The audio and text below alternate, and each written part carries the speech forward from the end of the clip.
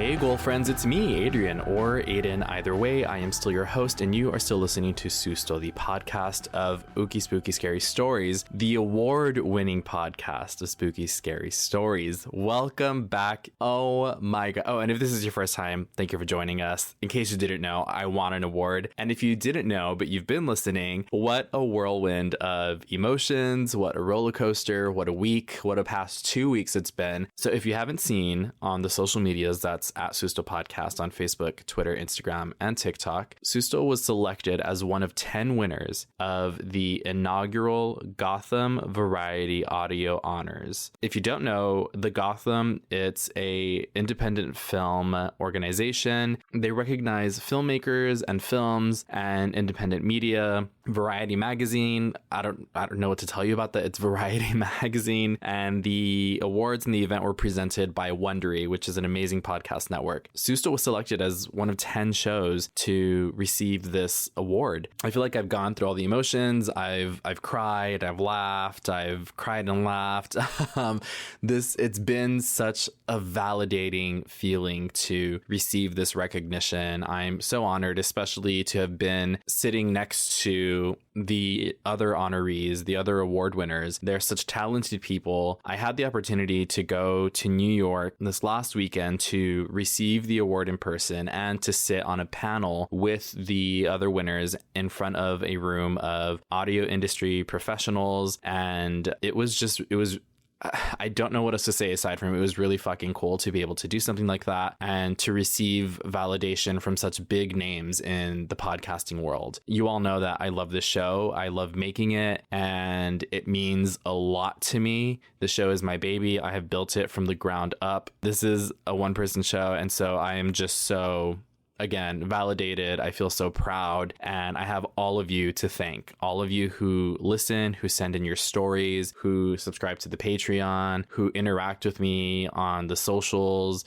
who have left a rating or a review, like anyone who has ever come into contact with Susto and you've enjoyed it, even if you've only listened to the show and that's all you've done. I appreciate that so much. I cannot tell you, and I say it every episode how much I appreciate y'all, but truly after something like this, like, it's so monumental to me. I'm like, wow, holy shit, this is real. Susto is real. It always has been because you have been here and you have been part of the journey for it. But again, to receive attention and recognition from the people that I did and from the organizations that I did, it's so cool. So I will leave that there because I could ramble about it for who knows how long, too long. But yeah, that's what I was up to this last weekend. A big thank you to the Gotham, to Variety Magazine, and to Wondery, to the nominating committee, and to everybody who was in the room to listen to us. I want to remind you all that the Gustavo the Shy Ghost giveaway is still happening. That is going on until October 31st. I am debating either doing the giveaway, like the live video, either on the 31st or on the 1st of November, just to give everyone every last second that they have to enter before I choose a winner. So again, make sure that you are following on social medias. That's at Susto Podcast for your chance to enter. If you are a patron, you're automatically entered. You don't need to do any of the social media stuff, and it does not count as an extra entry. That is just for you to have a smaller pool, statistically a higher chance to be selected. I think those are the only updates I have for you. Let's go ahead and jump into today's episode,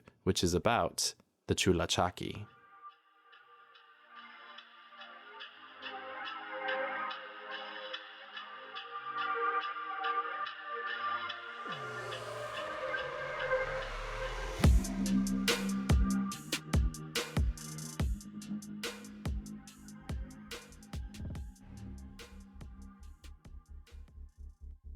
Long before there were organizations like the IUCN, the Rainforest Alliance, Conservation International, or the Amazon Conservation Association, there was a different sort of protector of the rainforest. There are few places that feel more isolated and mysterious than the Amazon jungle in the north of Peru. When you travel to Iquitos, either to visit one of the lodges or to enjoy a luxury Amazon cruise, keep your eyes out for the Chullachaqui, and don't let him lead you astray. The Chullachaqui is a demon in the jungle whose name comes from the fact that he has 2 different feet, Chula meaning dissimilar and Chaqui meaning feet in Quechua.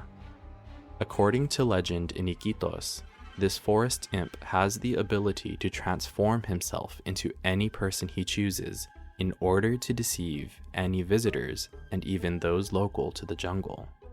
He often takes the shape of a loved one, friend or family member, driving his unsuspecting victims down false paths, leading them further and deeper into the jungle, and then leaving them there, disoriented and lost. His intention is to enchant them and capture their souls, which will then become part of the legion of spirits that populate the Amazon rainforest, making it vibrate like nothing else in the world.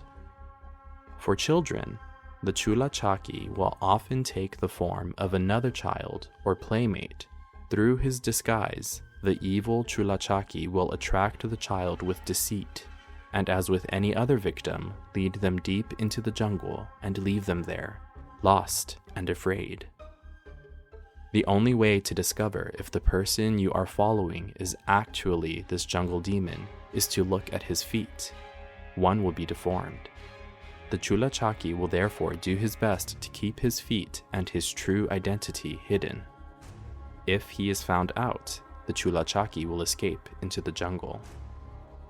If someone had warned Rebecca about the Chullachaqui, his deceitful tricks, or to simply respect the rainforest, would she be here today?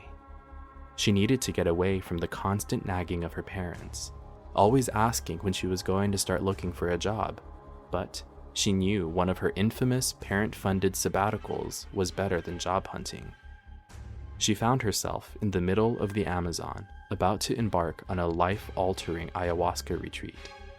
Day one's itinerary of the week-long program was all about allowing the spiritual tourists to explore the surrounding area substance-free, and to give them a chance to peruse the gift shop and buy Shaman Hank's healing tapes. Rebecca bought her tapes and made her way into the jungle for a hike. Along the way, she thought it a good idea to snack, not knowing exactly how long she'd been away from camp, but certainly feeling hungry. With no one around to judge her, Rebecca felt no shame in dropping her granola bar wrappers to the jungle floor. Except, she wasn't as alone as she thought she was. "Are you going to leave that there?" a voice asked, making Rebecca jump and spin to see Shaman Hank. "Oops," Rebecca exclaimed, feeling a tiny sting of shame, but only enough to pick up the one wrapper she thought Shaman Hank saw her drop. "Follow me," said Shaman Hank. Thinking it must be dinner time or a group activity session, Rebecca obliged. As the sky grew darker and the jungle thicker, Rebecca started to feel unsettled. "Shaman Hank, shouldn't we have been at camp a while ago? Where are we?" Shaman Hank faced Rebecca, only he wasn't Shaman Hank anymore. Thinking it was a trick of the tree's shadows, she took a step closer. This didn't make any sense. She knew she was following him. She spoke to him.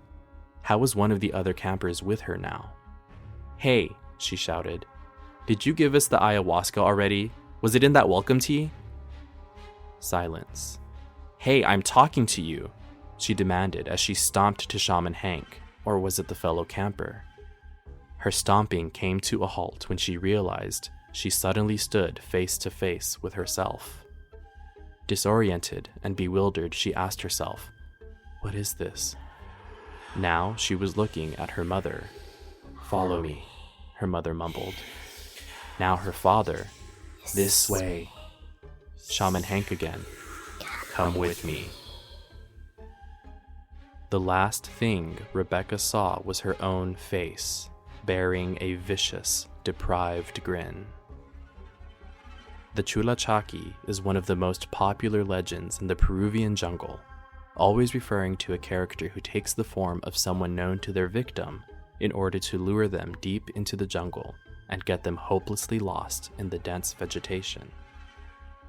He is considered a spirit guardian of the forest and instills deep respect in locals and visitors alike.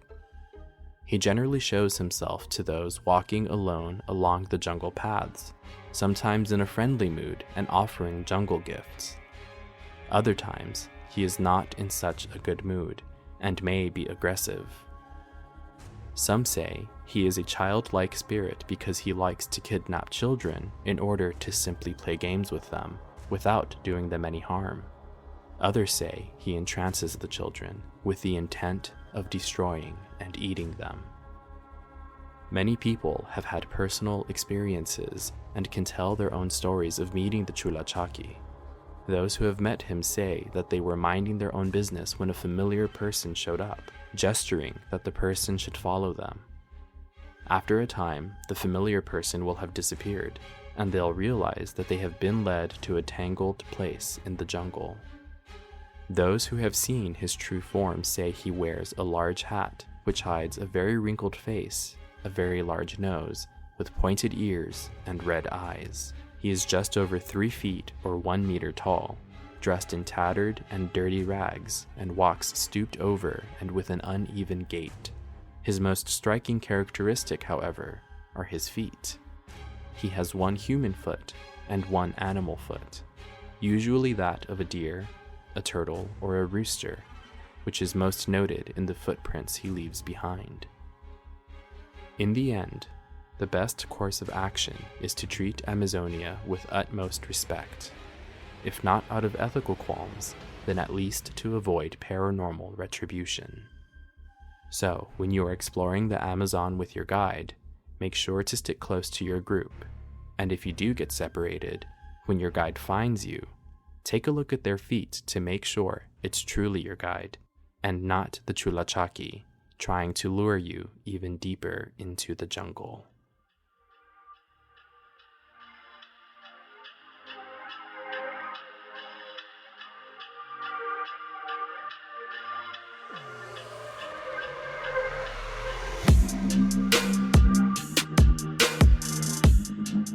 See, this is why I don't litter, and neither should you. You never know who's watching. If it's not a person, it's some demon who's gonna like trick you and take you and eat your soul and make it part of the ecosystem. And you know what? Maybe you deserve it at that point. I haven't done this in a while, but I took a chance at doing some creative, original writing in the middle of all of that. So the story about Rebecca is based on everything that I read. I was like, okay, because as I was reading all this information about this demon jungle protector, I kind of saw like a movie forming in my head. So I was like, you know what, let me write this out. This would make a great story. So let me know what you all think of that, and I might try and do some more of that original writing. We're going to jump into some of the context around this Chullachaqui. So as I said in the story, this is a creature from Peru. Much like La Llorona, I'm not sure if there can be multiple Chullachaqui or if there's just one. Like, you know, there's one Llorona, but what if he's like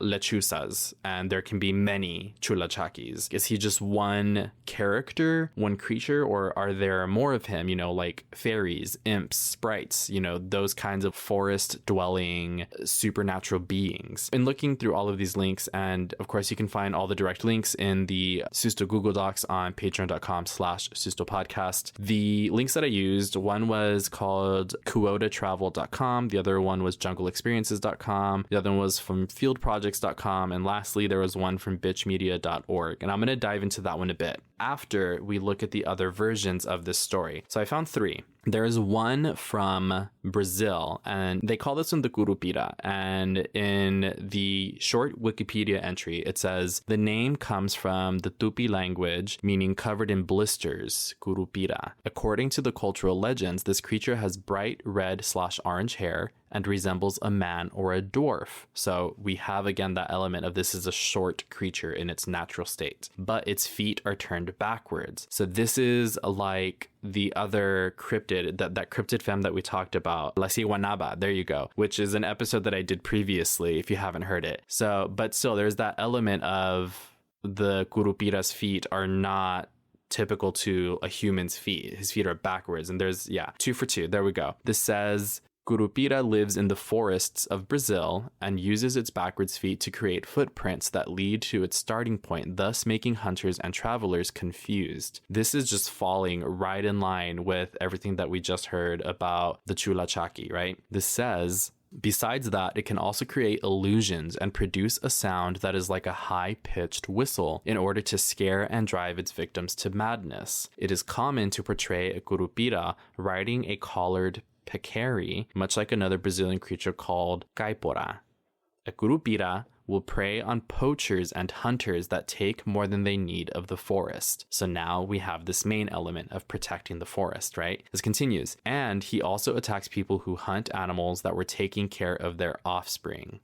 Aw, I like these guys, okay? This continues. There are many different versions of the legend, and so the creature's appearance and habits may vary from each region in Brazil. However, Curupira is considered a nationwide folkloric figure. There you go. And that makes sense because Peru it borders Brazil. It's right next to it. So it makes sense that these creatures are so similar and kind of do the same thing, behave the same way. So again, this is maybe just be like a language difference, a dialect difference, what have you. There's a section here that says, in popular culture, a being called the demon Curupira was featured in several episodes of the 1999-2002 television series Beastmaster, played by Australian actress Emile de Ravin. This Curupira, while still possessing the backwards feet, had the appearance of a young and deceptively sweet-faced blonde girl clad in green. She was a spirit of the forest and very capricious. She protected the animals, particularly tigers, and with a kiss she could drain humans of their lives, reducing their bodies to mere husks. She was an uneasy ally of the title character Dar. I've never seen the show Beastmaster. In this first part of this wiki entry, I don't remember reading anything about the Curupira shapeshifting, but in the show Beastmaster, they did say that the Curupira presented itself as a young woman. So maybe they know more than I do. Again, I'm reading just this one little wiki entry about the Curupira, but that could be another characteristic of the Curupira, is that it does shapeshift like the Chullachaqui does. So there's that one. The next one that I found was one from Slavic cultures or Slavic regions. This is like European. This is somewhere else in the world, a different continent. And this one is called the Leshi. The Leshi, also Leshi in Russian, but instead of with a Y, it's an I. I don't know how much of a difference that makes. It says, the Leshi is a tutelary deity of the forests in pagan Slavic mythology, as the spirit rules over the forest and hunting. He may be related to the Slavic god Porowet. There is also a deity named Sviatobor, who is mentioned in the beliefs of the Eastern and Western Slavs as the god of forests and the lord of the Leshis. His functions were identical to those of the god Veles. And Veles is also known as Volos, is a major god of earth, waters, livestock, and the underworld in Slavic paganism. His mythology and powers are similar, though not identical to deities such as Loki and Hermes. Or if you're buying the bag, Hermes. This also says the Leshi is masculine and humanoid in shape, is able to assume any likeness, and can change in size and height. So there's this forest dweller, protector, and shapeshifter. 2 for 2 there. In some accounts, Leshi is described as having a wife, Leshachica, and children. He is known by some to have a propensity to lead travelers astray and abduct children, which he shares with the Chort, or the Black One. A Chort is an anthropomorphic malign spirit or demon in Slavic folk tradition. Chorts are often depicted identically to Christian devils with horns, hooves, and a skinny tail. In Slavic mythology, a singular Chort is sometimes identified as a son of the god Chernobog and the goddess Mara. Again, sorry, I interrupted there. It says the Leshi leads people astray and abducts children like the Chort does. This says, which would lead some to believe he is an evil entity. He is, however, also known to have a more neutral disposition towards humans, dependent on the attitudes and behaviors of an individual person or local population towards the forest. Again, I'm a fan of these guys.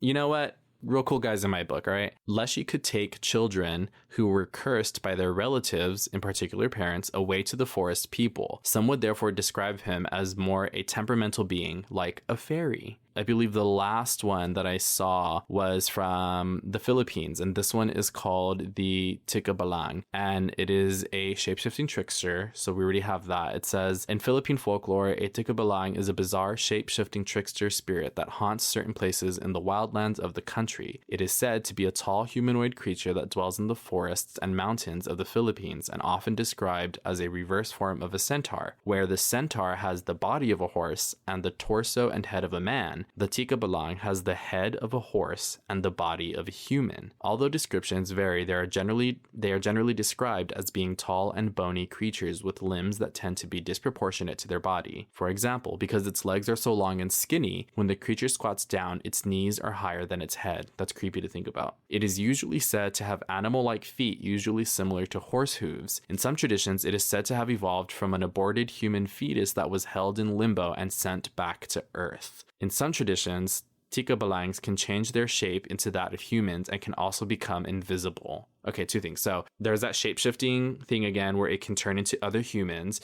But this line about, in some of the tradition, it's said to be an aborted human fetus that was returned to Earth. That sounds like some anti-choice kind of stuff, or quote-unquote pro-life. Don't get an abortion or your baby's going to become a Tika Balang. I'm sure someone has heard that before, and I don't think that's true. This continues. One of the tricks of the Tika Balang is to change its physical form, like we said, into that of a relative friend or someone closely associated to any traveler that it may come across in the wilds. It then appears to the victim in its familiar form, pretending to know the way, deceiving them into being led through the dark woods or along remote mountain paths to a place far from the help of others, exactly like the Chullachaqui. When the time comes for the Tika Balang to reveal itself, the victim may experience the smell of tobacco before the face and the body of their guide blurs as it changes from that of the victim's relative or friend into its own true monstrous form. That's new.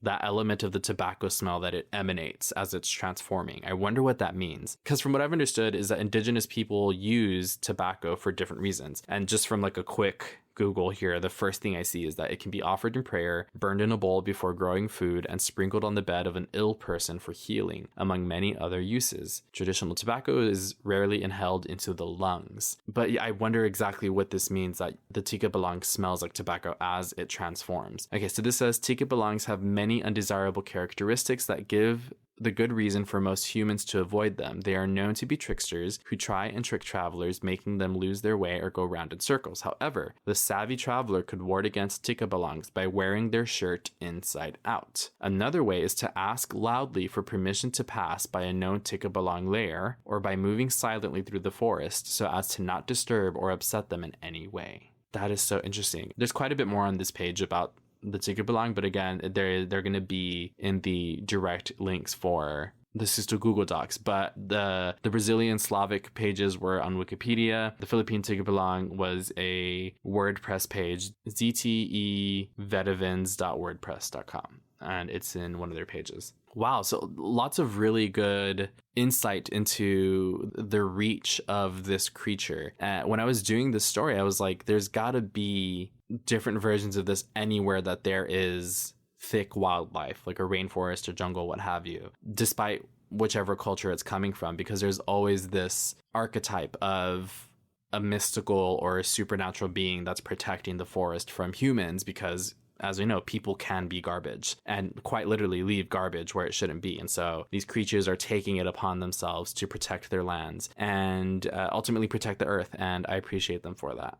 Okay, so the final article that I wanted to go over was a piece from Bitch Media, and it's called The Heart of Whiteness on Spiritual Tourism and the Colonization of Ayahuasca. This was published in 2019. I want to say I saw a documentary maybe around the same time that this was published about this phenomenon or this movement of spiritual tourism. I have a lot to say about it, but I feel like this piece is great and it really does a good job of explaining it. I will just let it speak for itself. So I'm going to read some pieces from this article. And again, this is by Bani Amor, published in 2019. And it says, some things never change. Each generation tends to revisit old spiritual awakening rituals. With the current wave of radical witches, the self-care movement, and a new era of people of color reclaiming the traditions of their ancestors, all emerging as progressive examples. But what definitely isn't new is white Westerners appropriating spiritual practices from other cultures and commodifying them for their personal enlightenment, and often for their personal gain. One such recent discovery is ayahuasca, a ritual brew native to the Amazon and the latest trendy tonic for white people problems. So in the documentary that I saw, and as this article goes on to do, is to explain that what's happening is people are taking, primarily white people, are going to this area and exploiting this ritual. And while some people may genuinely, earnestly be trying to seek out some soul-searching experience, they tend to exploit the people that are actually from there. And that can happen in a number of different ways. But what also started happening is that some of these retreats or these camps or what have you were being led by people who are not from there, by white people. And it's really messed up. Imagine you have this traditional practice that goes back so many generations and it's sacred to you and your people. And then other people come out of nowhere essentially and decide, I think this is really cool and I think it was good for me. And you know what? I think I'm going to start providing this service to other people and I'm going to make more money off of it than you ever did. That's fucked up. So this continues, only under late capitalism is wellness considered a luxury, something that can be purchased from the great Western Mall of New Age nothingness, or Etsy. I love this article. It continues, and like many goods pawned off in a structure that favors settlers, it's been stolen from natives. Exactly what we were just saying. One need only look at how spiritual tourists are rapidly commodifying and consuming ayahuasca, a plant-based drink with hallucinogenic properties that Amazonian healers have used for centuries, to understand how little this market is concerned with the concept of healing and that it ultimately doesn't want to care because there's money to be made. But beyond this, I wonder how whiteness can heal itself from the violence in which it was forged, and if it's possible to keep that violence from spreading wherever white people go, because in the wake of every used and abused wellness trend is an endangered plant, a knockoff shaman, an exploited native community, and an unregulated economy of spiritual hustling in which the sacred is reborn as obscene. So what happens to a people whose traditional healing rituals become solely performed for tourists? What happens to a practice such as ayahuasca ceremonies in the hands of uninvited guests? And in a world where colonization is still in progress, how can we take part in ancestral traditions that aren't ours without taking them apart or taking them over? So I really want us to focus on that last question. How can we take part in ancestral traditions that aren't ours without taking them apart or taking them over? This is a very critical look into colonization, like modern day colonization, because it's not done, and into this one specific practice. So I really wanted to make sure to make mention of this because I thought it was a good opportunity to bring it up and to talk about it. And if you've never seen anything about this or read or heard anything about it, I think it's definitely worth looking more into. Again, if you want to read this, the direct link to it's going to be in the Susto Google Doc, but it is on bitchmedia.org, and the article is called The Heart of Whiteness on Spiritual Tourism and the Colonization of Ayahuasca by Bani Amor. I highly recommend that you read this. It goes in depth and I think it's great. Yeah, and I think it's important.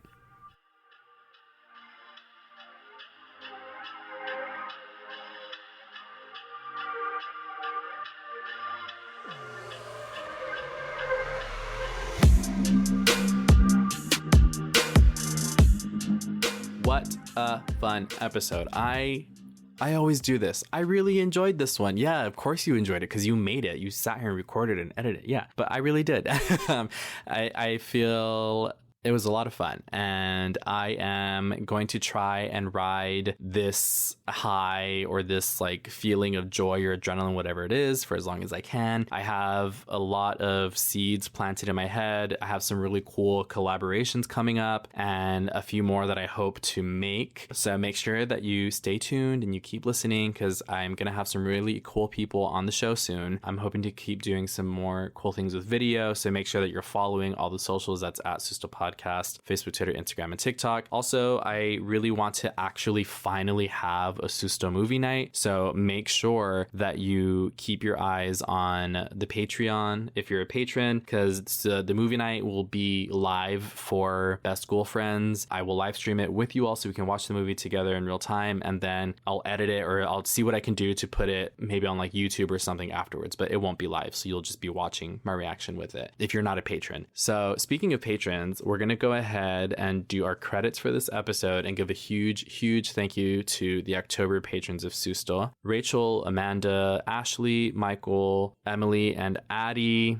Marlene, Neressa, Ashes, Jenny, Brenda, Denise, Anna, Desiree, Monica, Jeannie, Cami B, Julie, Lori, Karen, Julianne, Mandy, Angela and Co, Sam, Josette, Victoria, Dee, Eva, Mario, April, Luther, Alejandra, Rachel, Sadie, and Liza.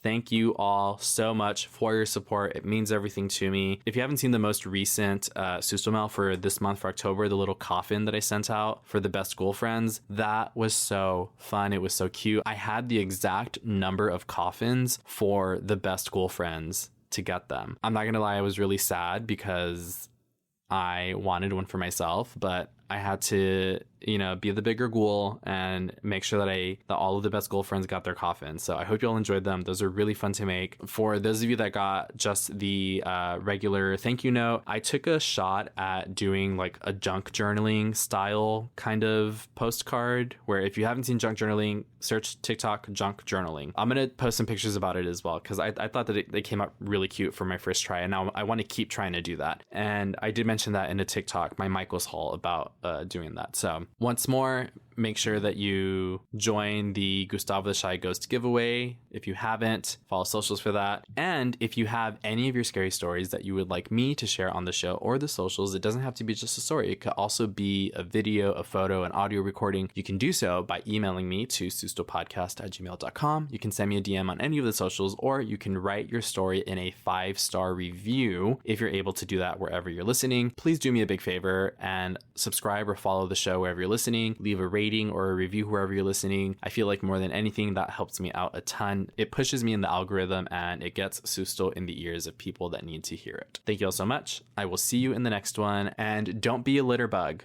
Bye.